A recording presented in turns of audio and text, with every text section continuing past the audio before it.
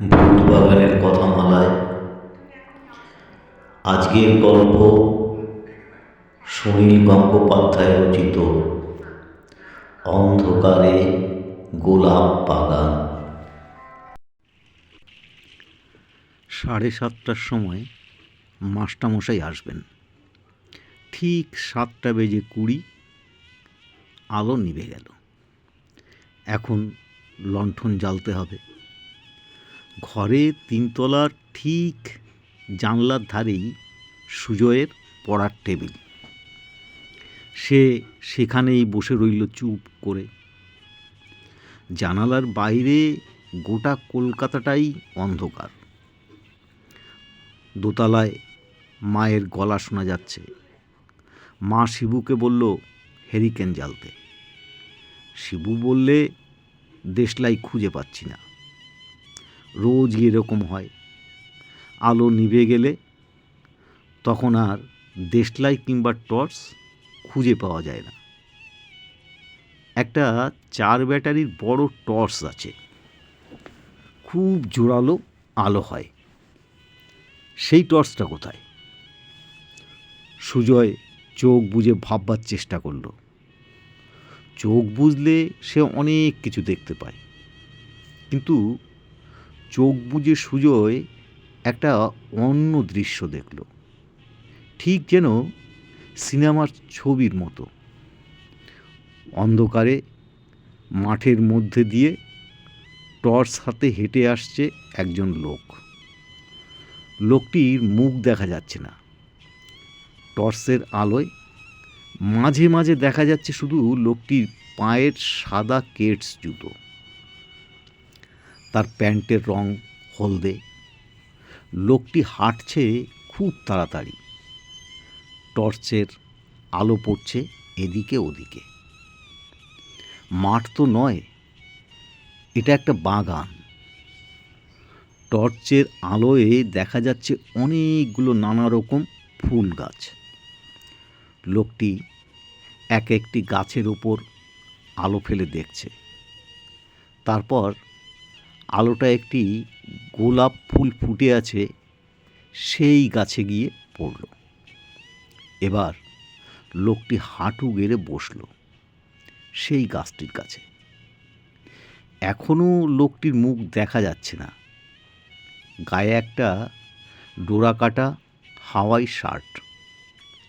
হাঁটু গেড়ে বসা লোকটির প্যান্টের পকেটে ডান হাতটা ঢোকানো। তারপর কি যেন একটা জিনিস বার করে আনলো। সুজয়ের বুকটা ধক করে উঠল। লোকটার হাতে ওটা কি?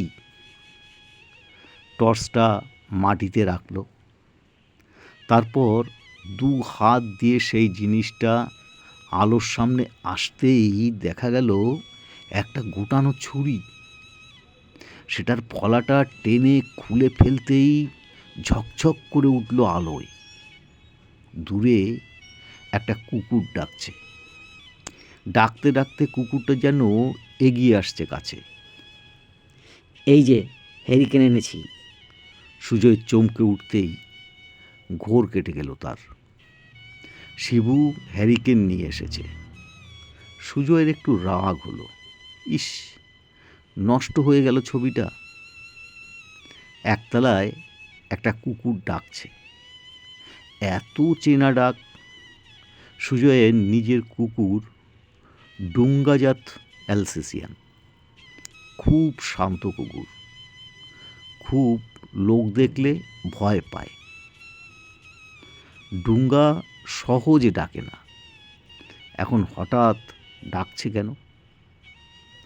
আর একটু পরে আলোটা আনতে পারল না। শিবু বলল, ও মা, তুমি অন্ধকারে বসে থাকবে? মা বললেন শিগগির হেরিকেনটা নিয়ে আয়, খোকাবাবু অন্ধকারে ভয় পাবে। সুজয় বলল, আমি অন্ধকারে ভয় পাব? এই ডুঙ্গা ডাকছে কেন রে? নিশ্চয় কোনো ছাতাওয়ালা বাবু এসছে। তা ঠিক। ডুঙ্গা একদম ছাতা পছন্দ করে না। কারুর হাতে ছাতা দেখলেই বিরক্ত প্রকাশ করে। যা তো নিচে গিয়ে দেখে আয়। শিবু চলে যেতেই সুজয় ভুরু কুঁচকে বসে রইল। হঠাৎ চোখ বুজে সে ওই দৃশ্যটা দেখল কেন? কোনো সিনেমায় কি শিগগিরই এরকম কোনো দৃশ্য দেখেছে? না, না তো। কোনো গল্পের বই পড়েছে? না, তাও না। অন্ধকারের মধ্যে বাগানে একটা লোক, একটা গোলাপ গাছের সামনে ছুরি হাতে নিয়ে বসা। লোকটার মুখ দেখা যায়নি। লোকটা কি ছুরি দিয়ে গোলাপ গাছটা কেটে ফেলবে? কেন? সুজয় আবার চোখ বুজল, যদি বাকি অংশটা দেখা যায়। কিন্তু এবার কিছুই দেখা গেল না।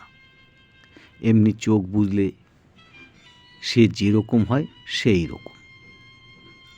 হেরিকেনের আলোটা খুব কমিয়ে টেবিলের তলায় নামিয়ে রেখে আবার চোখ বুজে দেখার চেষ্টা করলো সুজয়। না, এবারও দেখা গেল না, কিছুই দেখা গেল না।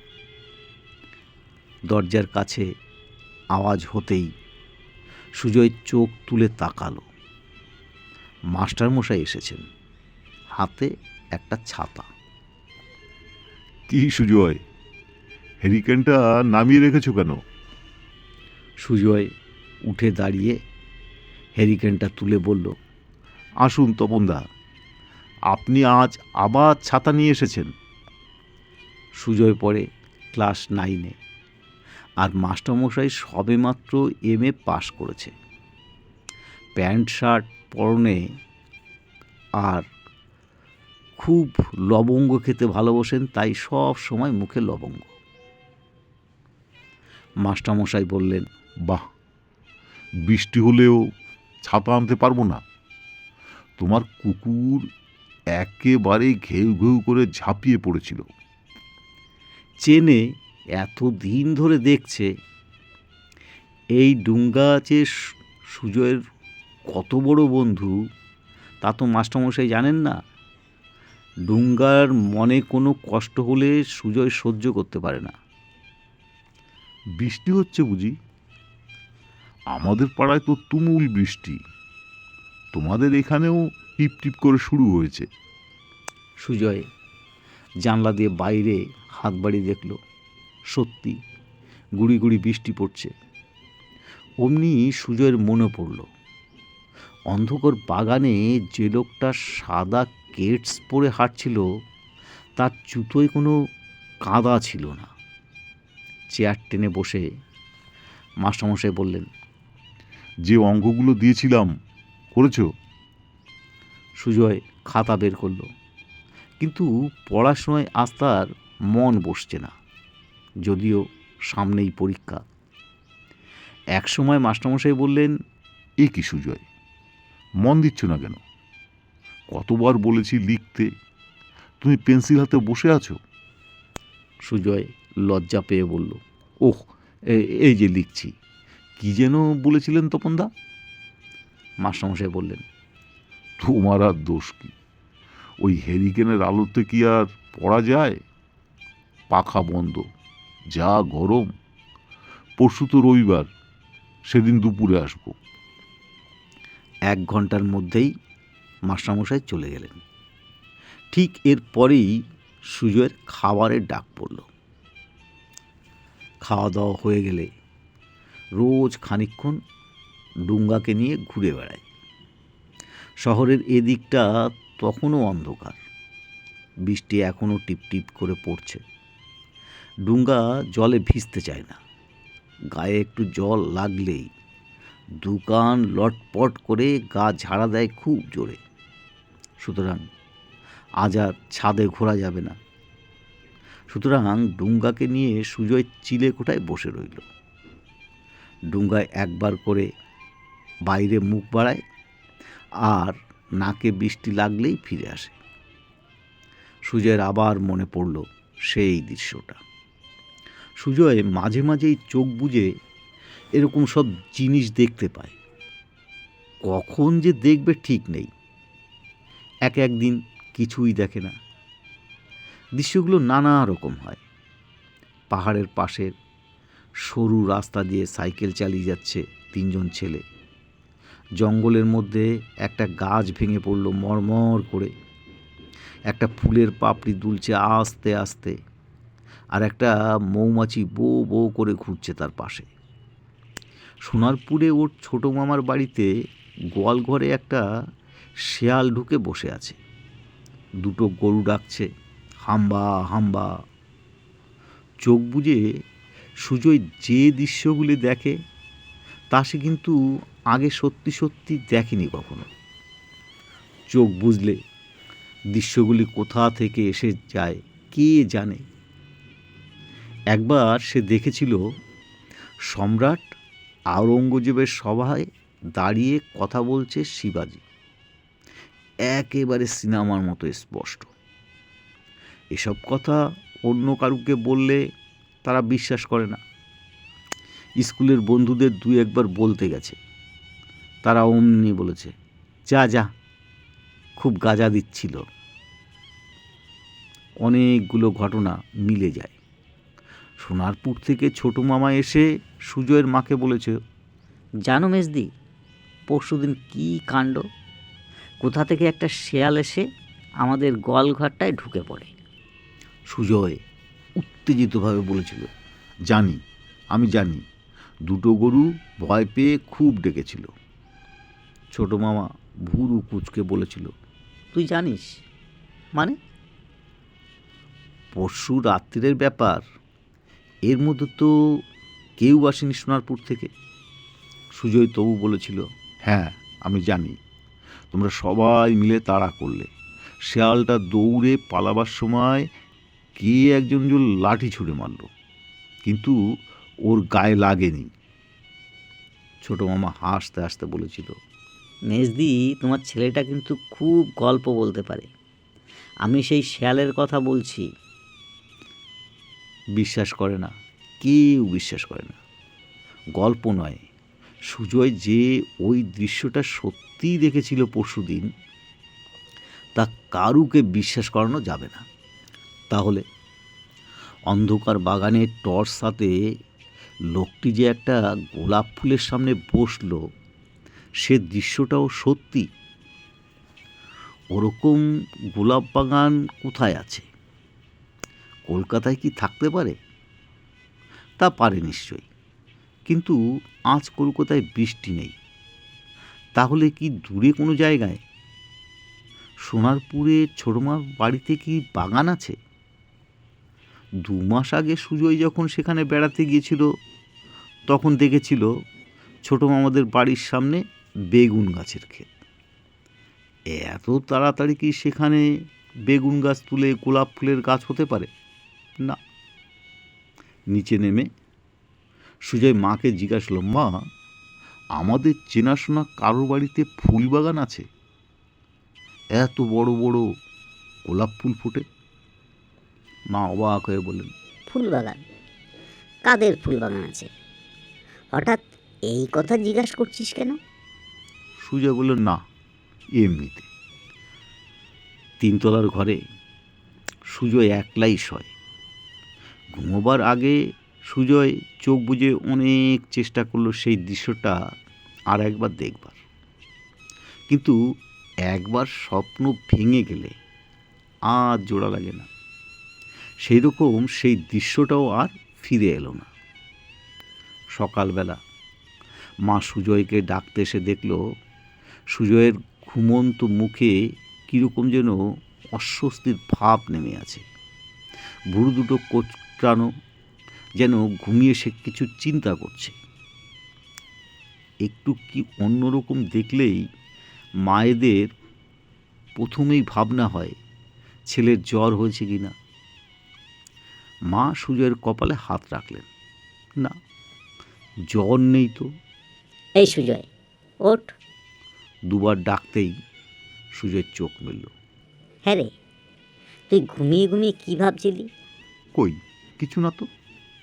ঘুমের মধ্যে ভুরু কুঁচকেছিলি কেন? কোনো বাজে স্বপ্ন দেখেছিস বুঝি? সুজয়ের কিছু মনে নেই।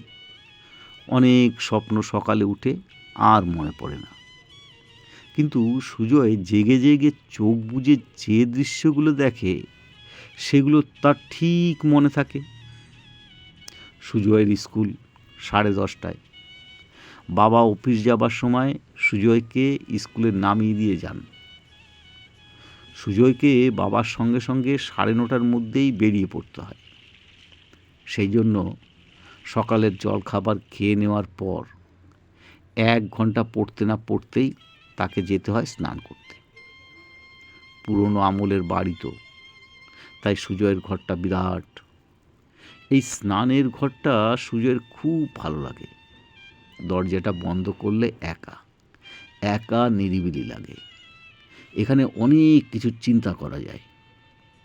অবশ্য বাথরুমে বেশিক্ষণ কাটাবার উপায় নেই। বাবার অফিসে দেরি হয়ে যাবে, তিনি তাড়া দেবেন। শাওয়ারটা খুলে দিয়ে সুজয় তার তলায় দাঁড়ালো। শাওয়ারের জল খুব তোড়ে পড়বার সময় আপনা থেকেই চোখ বুজে আসে। চোখ বুজতেই সুজয় আর একটা দৃশ্য দেখতে পেল। একটা খুব বড় বাড়ি, দোতলায় টানা বারান্দা। সেই বারান্দায় দাঁড়িয়ে একজন বুড়ো মতো লোক খুব রাগারাগি করছে। দূরে 2-3 জন লোক কাচুমাচুভাবে দাঁড়িয়ে আছে। বুড়ো লোকটির বুকের লোম পাকা, শুধু একটা ধুতি পরা, বেশ বড় গোঁফ। হেড়ে গলায় তিনি চিৎকার করে বললেন, আমার চাবি কোথায়? আমার চাবির গোছা কোথায় গেল? মহা সর্বনাশ হয়ে গেল। সুজয় চোখ খুলে ফেলল। আর দেখা গেল না। ওই বুড়ো লোকটি কে, ওই বাড়িটা কোথায়, সে কিছুই জানে না। তবু সে কেন দেখল দৃশ্যটা? কোথায় কার চাবির গোছা হারিয়ে গেছে তা নিয়ে সুজয়ের মাথা ঘামানোর কী দরকার? কিন্তু ভুলতে চাইলেও সুজয় ভুলতে পারে না। খেতে বসেও সুজয়ের কানে কানে সেই বুড়ো লোকটির চিৎকার, আমার চাবির গোছা কোথায় গেল, আমার মহা সর্বনাশ হয়ে গেল। স্কুল ছুটি হয়ে গেল 1 পিরিয়ডের পরেই। ডিবেট কম্পিটিশনের ক্লাস 10-এর একটি ছেলে ফার্স্ট হয়েছে। বাড়ি চলে এসে সুজয় শুয়ে রইল নিজের ঘরে। এরকম দুপুরবেলা সুজয় কোনোদিন শুয়ে থাকে না, বন্ধুদের সঙ্গে খেলতে যায় কিংবা গল্প করে। বৃষ্টি বাদলা হলেও ঘরে বসে গল্পের বই পড়ে। কিন্তু সুজয়ের শরীর ভালো লাগছে না, মনটা একটু ব্যথা ব্যথা করছে।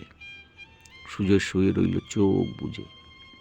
এখন আর সে অন্য কিছু দেখতে পাচ্ছে না, কিন্তু আজ সকালে দেখার দৃশ্যটা মনে পড়ছে বারবার। কে ওই বুড়ো লোকটা? সুজয় কোনোদিন ওই রকম লোককে দেখেনি, খুব জোর দিয়ে বলতে পারে। একটু পরে তার বন্ধু অভিজিৎ এসে হাজির। অভিজিৎ অবশ্য স্কুলে পড়ে। আশ্চর্য, তাদের স্কুলেও আজ ছুটি। ওদের স্কুলের একজন টিচার রাষ্ট্রপতি পুরস্কার পেয়েছে। অভিজিৎ উত্তেজিতভাবে বলল, এই দমদম যাবি? সুজয় বলল, দমদম? হঠাৎ দমদম যাব কেন?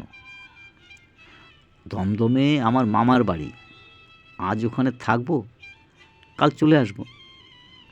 কাল স্কুলে যাব না? তুই কাল তো রবিবার। রবিবার দুপুরে আমার মাস্টারমশাই আসবেন বলেছে যে। কাল সকাল 10টা-11টার মধ্যে ফিরে আসবো। বাবা অফিসের কাজে বহরমপুর যাচ্ছেন, আজ সন্ধ্যাবেলা অফিসের গাড়ি নিয়ে যাচ্ছেন, আমাদের দমদমে নামিয়ে দিয়ে যাবেন। সকালে আমরা ফিরে আসবো বাসে। ওই বাসে করে ফিরে আসার ব্যাপারটা শুনেই সুজয় বেশি উৎসাহী বোধ করল। এতক্ষণ বাসে চাপলে সুজয়ের খুব ভালো লাগে। কত রকম মানুষ দেখা যায়। মায়ের কাছ থেকে অনুমতি নিতে হবে আগে। অভিজিৎকে বসিয়ে রেখে সুজয় গেল মায়ের ঘরে। মা এই সময় উপন্যাস পড়েন। মায়ের পাশে বসে সুজয় খুব নরমভাবে বলল, মা, একটা কথা বলবো? মা বলল, পয়সা চাই বুঝি? পরশুদিন তোকে 1টা টাকা দিয়েছিলুম।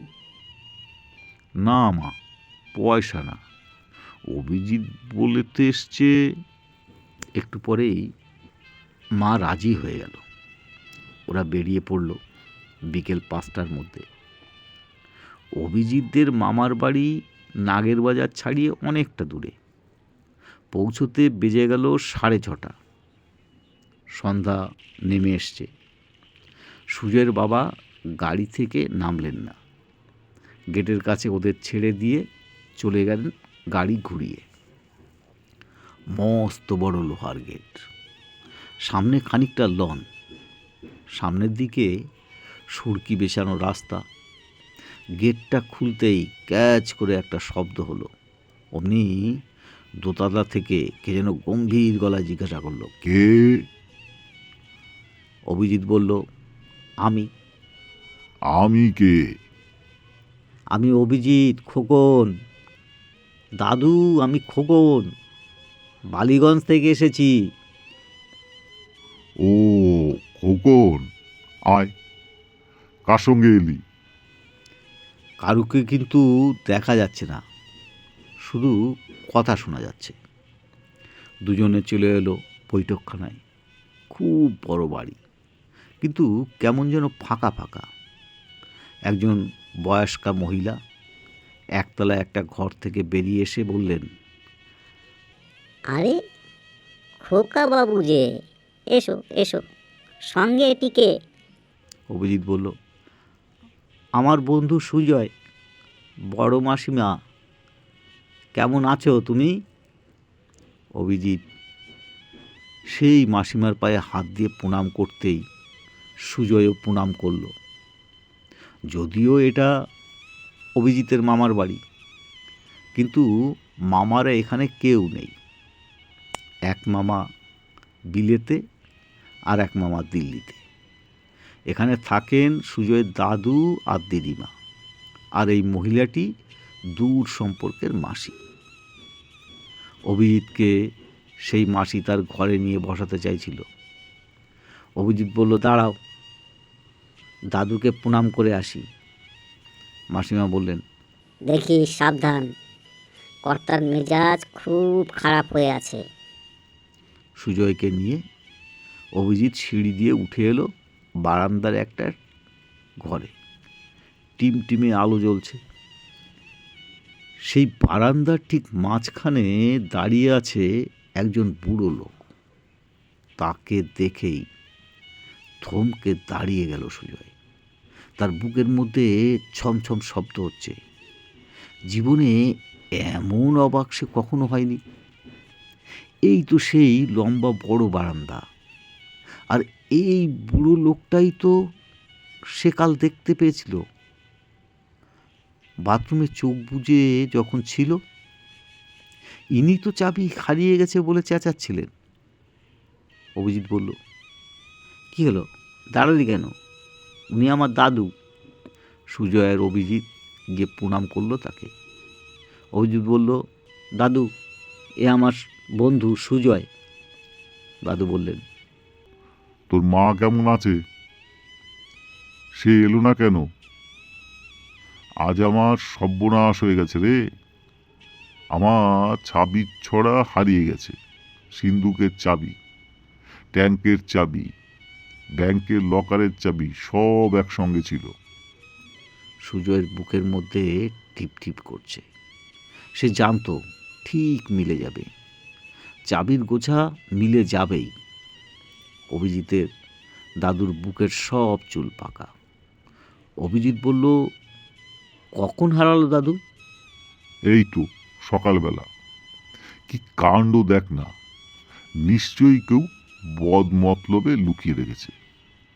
আমি বাড়ি ছেড়ে 2 দিন কোথাও যাইনি, চাবি কি করে হারাবে? পাশের ঘর থেকে বেরিয়ে এলেন অভিজিতের দিদিমা। তিনি বললেন, খোকন, এসেছিস? দেখ না কি কাণ্ড, চাবি হারিয়ে ফেলে তোর দাদুর মাথা খারাপ হয়ে গেছে। দাদু বলল, হবে না? কেউ যদি ওই চাবি নিয়ে সিন্দুক খোলে? সারাদিন ধরে পাহারা দিচ্ছি, ঘর থেকে একেবারে বেরোই না, কিন্তু এরকমভাবে কদিন যাবে? অভিজিৎ জিজ্ঞাসা করলো, নতুন চাবি করানো যায় না? দাদু বলল, কতকাল আগেকার চাবি, ও কি এখন পাওয়া যায়? ব্যাংকে খবর পাঠিয়ে দিয়েছি, কিন্তু সিন্ধুকের মধ্যে অনেক দামি জিনিসপত্র রয়েছে।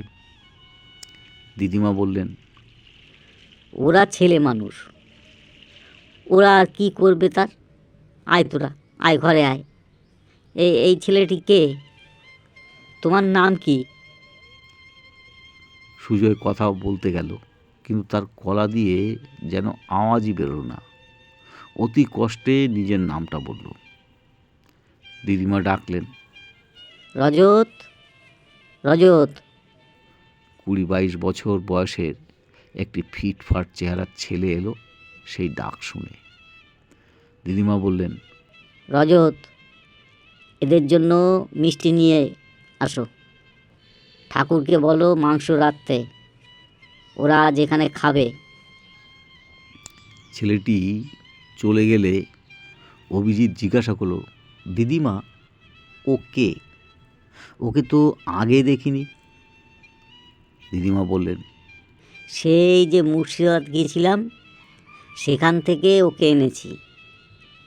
ও সম্পর্কে আমার কাকার ছেলে, লেখাপড়া বেশি শেখেনি। ও সবে একটা হোটেলের কাজ করছিল, তাই ওকে নিয়ে এসেছি, আমাদের বাড়িতে থাকবে। মিষ্টি আর জল টল খাবার পর সুজয়কে নিয়ে অভিজিৎ গেল ছাদে। মস্ত একটা ছাদ, বাড়ির 4-5টা ফাঁকা, আকাশে একটু জ্যোৎস্না, নারকেল গাছের পাতায় হাওয়ার সরসর শব্দ হচ্ছে। কিরে, তুই কোনো কথা বলছিস না কেন? কি বলবো? একেবারে ঘুম মেরে আছিস যে, তোর ভালো লাগছে না?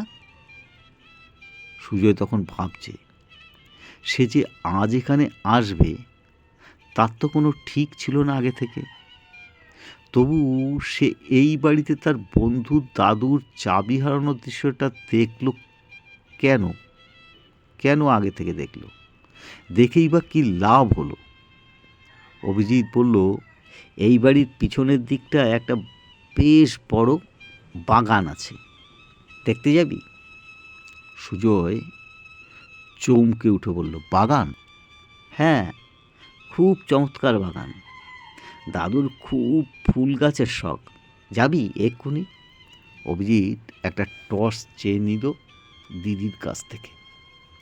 সুজয়ের আর ধৈর্য থাকছে না, সে এক্ষুনি ছুটে গিয়ে বাগান দেখতে চায়।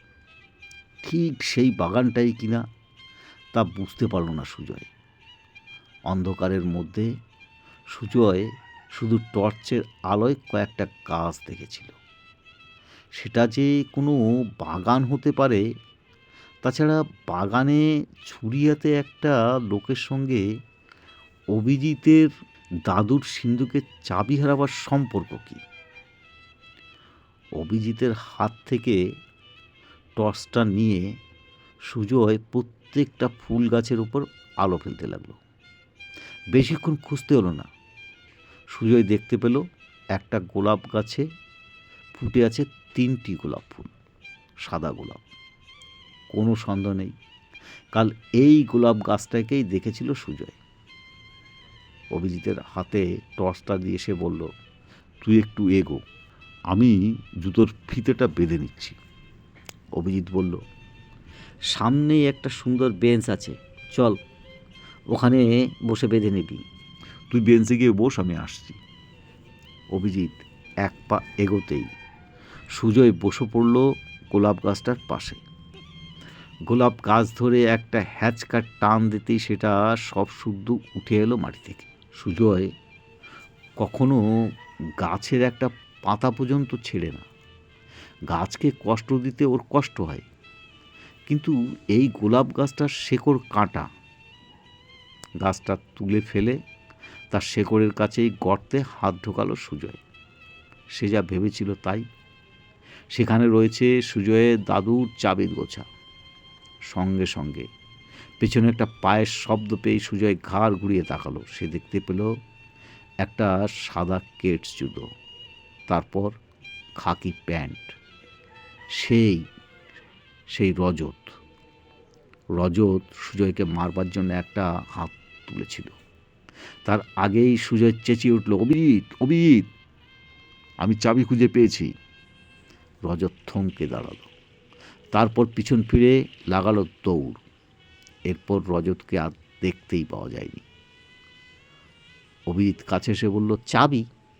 দেখি দেখি, সত্যি তো, তুই কি করে পেলি?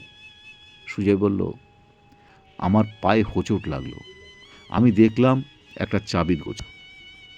তারপর সুজয় মন দিয়ে গোলাপ গাছটা পুঁতে দেবার চেষ্টা করতে লাগলো। সত্যি কথা তো বলে লাভ নেই, কেউ বিশ্বাস করবে না।